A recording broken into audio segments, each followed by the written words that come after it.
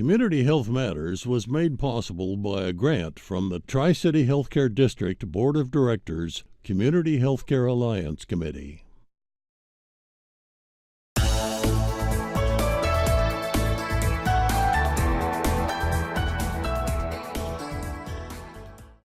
Welcome to this edition of Community Health Matters, breaking the stigma of behavioral health. Today, we'll be hearing from Dr. Leon Altamirano, Director of Integrated Behavioral Health at NCHS. Dr. Altamirano has extensive experience in integrated behavioral health implementation and over 28 years of experience in the clinical setting. Dr. Altamirano, thank you for joining us. So let's get started kind of at the beginning. The general public really has a blurred line between what is behavioral health and what's mental health. Could you explain the difference between behavioral and mental health for us? Kind of a complicated answer. I think that the easy one is behavioral health includes mental health. It also includes substance abuse treatment, but as we've moved forward in integrating mental health and the focus on the brain, really connecting it to the body in healthcare, behavioral health has helped to ease the transition. There's so many myths about having to see a therapist, going to see a psychologist. And really, it's not about being crazy more so than it is about having a tough life and getting some help to get over that and enjoy your life as best as possible. But more than that, it's about overall healthcare. Healthcare today is starting to finally make a change where we're connecting the brain to the body. We know that trauma and just difficult events throughout our life, they tend to impact our brain, which years later we see resulting in all kinds of chronic medical problems. So really the focus of behavioral health is looking at, well, what are the behaviors that we pick up? How do people figure out how to survive after experiencing lots of difficult events? And then how can we help them not only recognize what they're doing, but help them adjust and change so that they are more successful caring for themselves generally. That was a great definition. Can you describe what types of services you offer to patients who come in for behavioral health? Oh gosh, in a primary care setting, in community health, I like to talk about it more in terms of public mental health, which really encompasses behavioral health, or vice versa. Depends on what chair you're sitting in when you talk about it. The most important thing we want to do first and foremost is to help people recognize that you can get better. You can adjust, you can change. We do all different types of therapy, cognitive behavioral health, cognitive behavioral therapy, trauma-focused cognitive behavioral therapy. We have EMDR, which is done at a clinic. We do neurofeedback.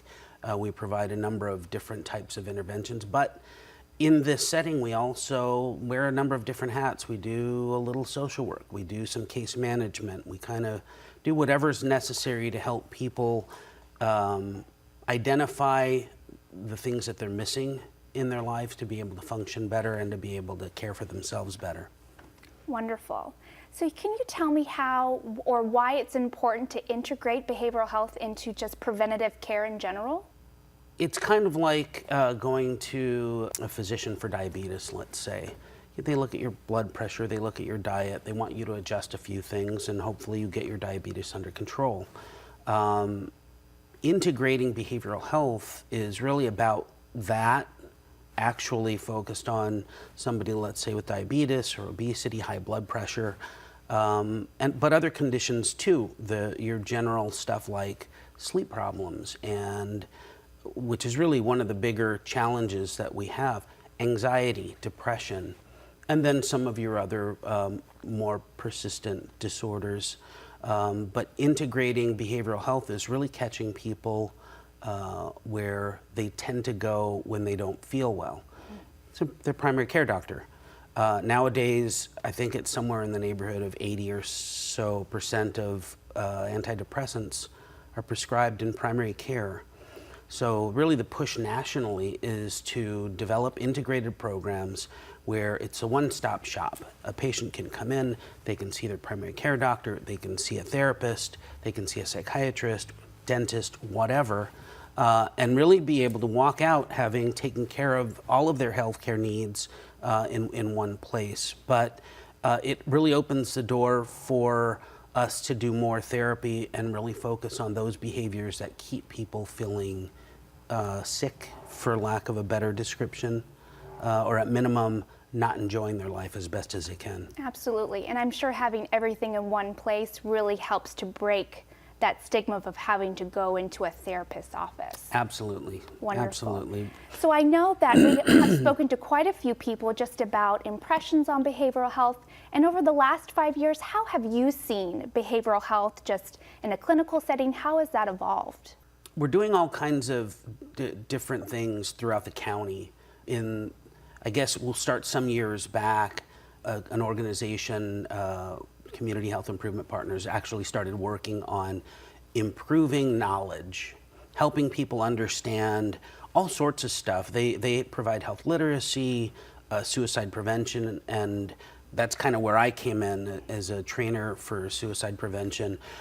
We worked together on a number of different projects, but the goal over the last several years has been to train people on identifying signs and symptoms of suicidal folks. And so to be able to identify those is really just talking about how do you look your aunt, uncle, cousin, son or daughter in the eyes and tell. What are the things they're doing? What are they saying? Really basic stuff. It's really more just being people and listening and hearing what each other's saying. So along those lines, we've sort of grown and got the ball rolling on educating not just community generally, but also all of the providers, especially in primary care, so that they're identifying and embracing the push to not only accept issues of behavioral health, but understand that it's just about being human and about being able to live life as best as you can. Wonderful. Thank you so much for your time today, Dr. Altamirano. Thank you for having me. Next up, we'll be joined by Dr. Rosita Cortizo, a psychologist at NCHS. We'll be back after this brief commercial break. How can I help my daughter with her reading? Searching for help with Dachshund Reading. How can I help my daughter with her reading? Information on hot water heating. No. Sarah's bright, but when she's reading, she has trouble sounding out the words. World music, playing track now. No. Let me try. Our daughter gets confused about which details in a story are important. Which paper towels are most absorbent? What? Here are 5 product reviews. Why are you not getting me? See, I told you. Wait, I was trying to show you how Sarah feels every day. Frustrating, isn't it? Redirecting to understood.org. For the 1 in 5 kids with learning and attention issues, this is what life can feel like. Explore understood.org, a free online resource about learning and attention issues, designed to help your child thrive in school and in life. Understood.org, because understanding is everything. Welcome back to this edition of Community Health Matters, breaking the stigma of behavioral health. Dr. Rosita Cortizo, a psychologist at NCHS, has joined us to discuss another aspect of behavioral health, pre-perinatal therapy as well as family work. Thank you for joining us, Dr. Cortizo. I am just absolutely so fascinated by the work that you do with our women in our women's health department. Could you really tell us what can you offer, what services and treatments you offer to moms, both pregnant and then after delivery? Well, first of all, thank you, Carley, for having me here, for the invitation. Yes, it's such an important work, and thank you for asking that. The way we conceptualize, or I see the moms, it's not only I see it as an opportunity to support them during the pregnancy, but also after. So, and it's very important to be present. We work in the initial visits as of to see what they need, what they have, what they would like to get during the 9 months of pregnancy. Usually it's the last 6 when they come to visit me. And so we do assessments, eval, a lot of prevention, and then we kind of see how she's feeling so that we prepare for delivery. So we do also delivery plans, and we make sure the mothers know that they can come back to see us right after, and we do schedule from beginning to end. We make visits 2 weeks after delivery, and further down if it's needed. So, and we, of course, involve the family if necessary. So for a lot of women, pregnancy may be unplanned or unexpected. What kind of conversations or treatments can you work through with those women to be excited about welcoming baby to the family? Well, I think that we work a lot on bonding, that's where the family work starts. We talk about how the baby's already in the room. If it's really hard to connect with the baby, we kind of see where that's coming from. It's usually the mother, it's eager and concerned that it's not happening, and we just want to make sure we kind of see where that started. And usually once we have that conversation, things start unblocking and moms start blossoming and connecting with the baby. Sometimes we get other people involved as well, but usually it's an internal change, and moms feel empowered by that change they are having, and they are seeing themselves. That's absolutely wonderful. So I know postpartum depression is a big concern for any new mom that comes out. What are some of the top 5 or some of the biggest signs to look for as a mom just having a baby for postpartum depression? Well, it starts with the pregnancy. So we are seeing more and more that the symptoms do not start right after. Usually there are some symptoms before and during the pregnancy. So when they come to see me, I assess for anxiety, depression, postpartum depression, if they have had any other kids. Also in their family of origin, did mom or a sister had postpartum depression, but mostly have they suffered from depression in the past. So number 2, it's currently, do they have any symptoms of anxiety, depression, mood changes? It's that occurring. And then 3, we usually at the 2-week visit after delivery, we pay attention to, it's the mom having symptoms. Are these only the blues, which is different from symptoms of irritability, lack of connectedness, not wanting to be near the baby, feeling overwhelmed by the baby and by the shorts. That's very different than having loving feelings but being overwhelmed and tired, because there is a difference between not wanting to be near the baby and just feeling plain sleep deprived. And so lastly, another way of doing this and recognizing the postpartum symptoms, it's by doing a questionnaire. We have a simple questionnaires that the midwives do all during the pregnancy and also after delivery, and we pay attention to that, to the scores. I can see the symptoms, but I also use their scoring to continue or strengthen my work. That's very interesting. What do you offer, or what kind of therapies can you offer to women who do suffer from postpartum depression? Well, they can continue to see us if they have usually the funds, which most moms do. They continue to see us until they feel well. We offer that alternative. If the mother, let's say, run out of funds for whatever reason, she's not covered, we refer to the community until they are well. But what we do is we educate the mom in her symptoms.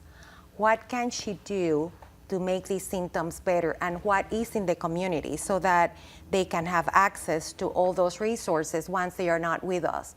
And we do that with all the moms that come at postpartum.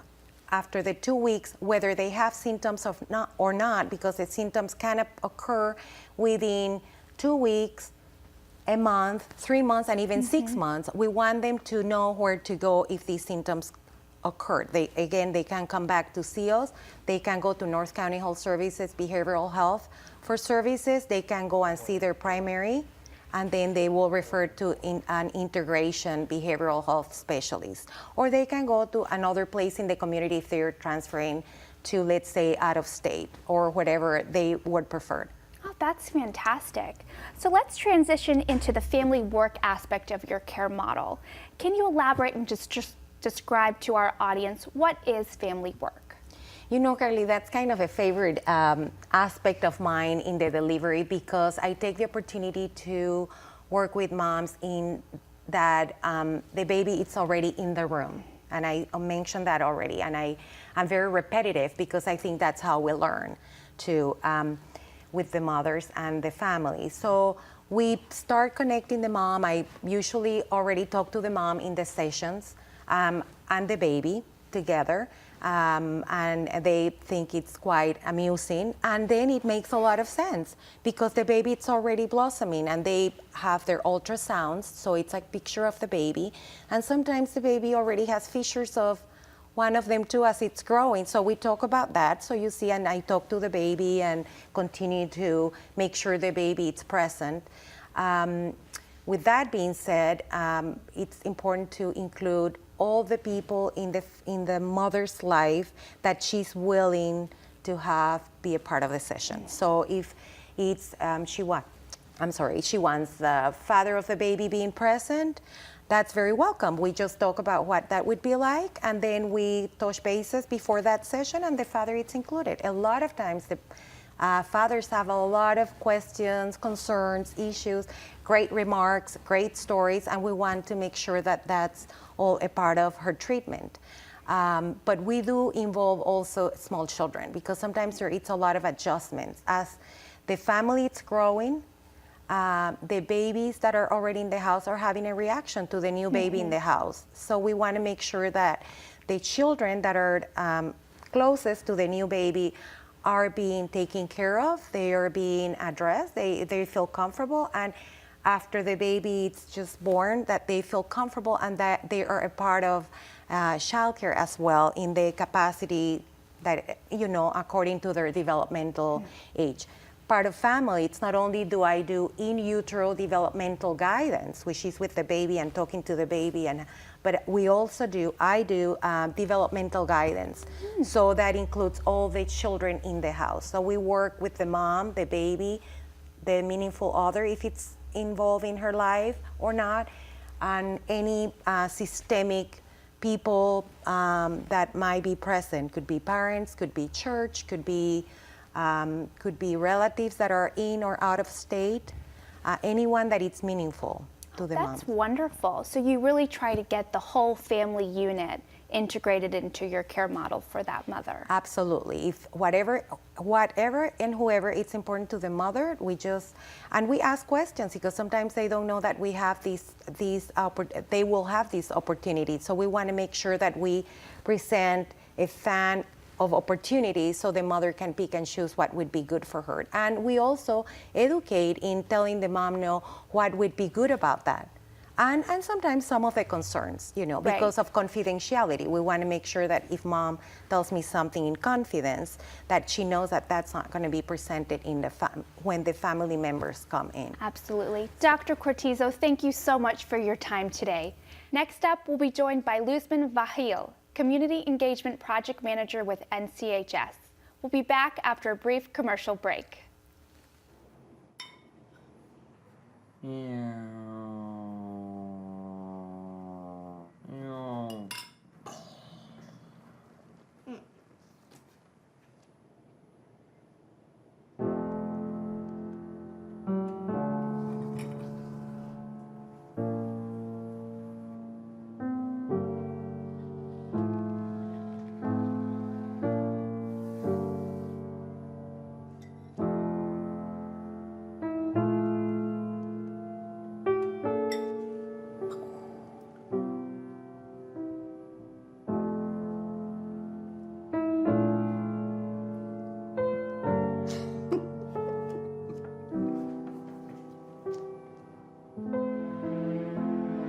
In your new role, we help you help.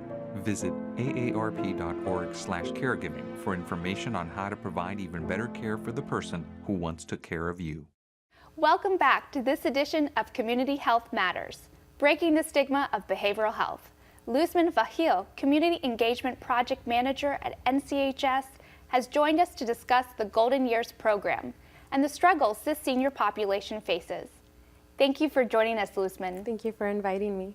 So what is the Golden Years program at NCHS?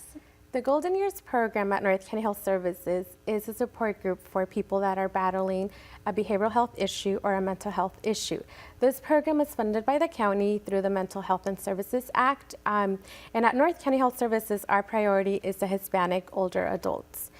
This program offers support groups, so every week we have a community liaison that provides support through different forms of education. There are different topics of education on behavioral health, teaching them how to cope with everyday struggles and hopefully have them lead a better and productive life. That's wonderful. What an awesome program that you guys provide.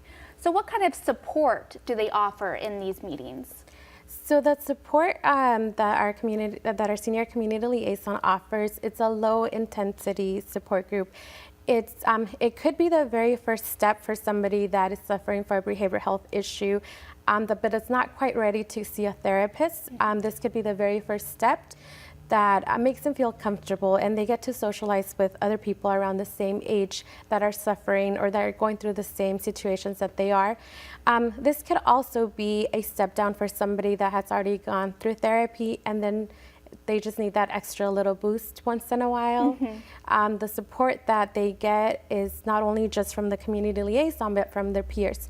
We have a part to the program that is called the Promotoras component, and they get support from the peers that get training on different mental health topics, and then they can later provide that support to the people out in the community that probably feel a little bit more comfortable reaching out to them directly than a professional. Absolutely. That is just fantastic. So what are some of the issues that these individuals are potentially facing? Well, a variety. Being, in a different stage of life, they go through many different emotions. One of the things that we do see for our senior population is as they're getting to that age, they tend to feel a little bit more lonely.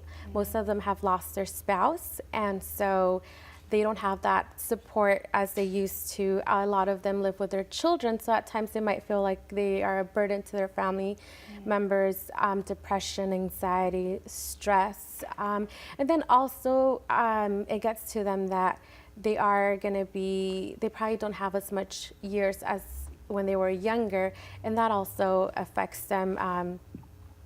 Then coming from a different country to embracing and assimilating a new culture for them, it's difficult because they didn't come here. The majority of them didn't come here at a young age. They came here as they were older adults, and so that assimilation for them hasn't really occurred yet. Oh, wonderful. Man, that sounds like this is such a fantastic program that you guys are running. What sorts of activities do you offer at the Golden Years program? A variety. One of our very popular activities is the fashion show. This is something recent that we just started, and that gives them an opportunity to show who they are, be able to be the star, the center of attention, and we invite their family members to come over and they get to see them in a different light. A lot of them throughout the year, sometimes if they're feeling a little sad, having the blues, the fashion show gives them that opportunity to shine. They're able to dress up. We have makeup professionals that come and do their makeup, and then we have people that do their hair, so they get to dress up and feel glamorous for one day. We also do a lot of activities with them, arts and crafts. They get different presenters that come and talk to them about different issues, elderly abuse, how to prepare for a disaster. It's a very broad spectrum of what we focus on. I know it is specifically for Hispanic seniors suffering a behavioral health issue, but it gets tied to many different things. So we just don't focus on one area. We try to help them and provide them with many resources as possible. So what types of resources do you provide them with? If somebody is suffering from or that needs additional therapy, we will send them over to either our internal behavioral health consultant or we'll refer them out to another agency. We also help them with food. A lot of them have food insecurity, so we do have an internal food distribution partnership with Feeding America, and we are able to provide them with that.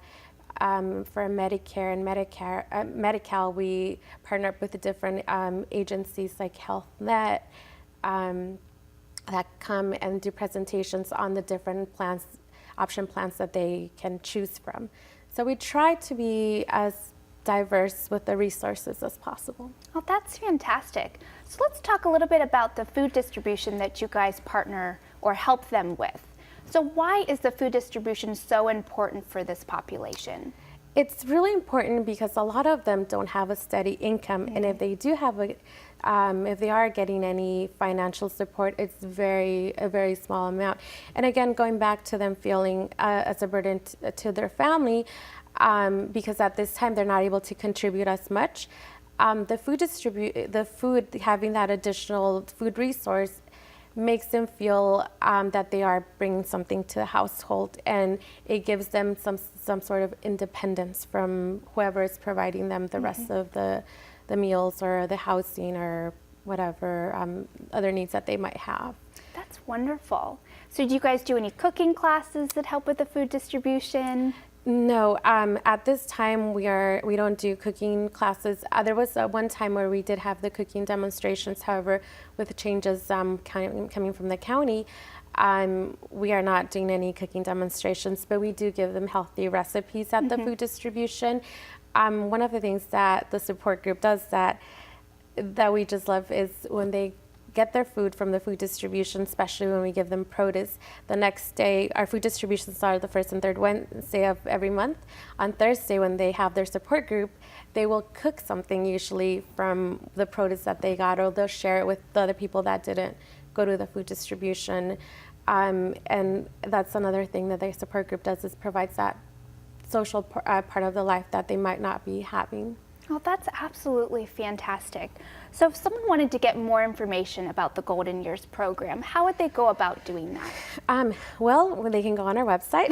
We are listed under community programs, and it has a link to our contact information. They can call us directly to the senior community liaison. Her name is Yadira Russo, and they can reach her at 760-736-8752. They can also call me, Luzman Vigil, at 760-736-8745. Wonderful. So is there any stipulation that you have to go by to be included into this group, or? Well, this is a county-funded program, so you don't necessarily have to be a patient of North County Health Services. This is something that is offered to our patients, but our doors are welcome to anybody that just needs that additional support. This is absolutely fantastic. Luzman, thank you so much for your time today. For more information on all of the comprehensive services NCHS provides, please visit their website at www.nchs-health.org. That is www.nchs-health.org. Thank you for joining us on this segment of Community Health Matters. Please be sure to join us again.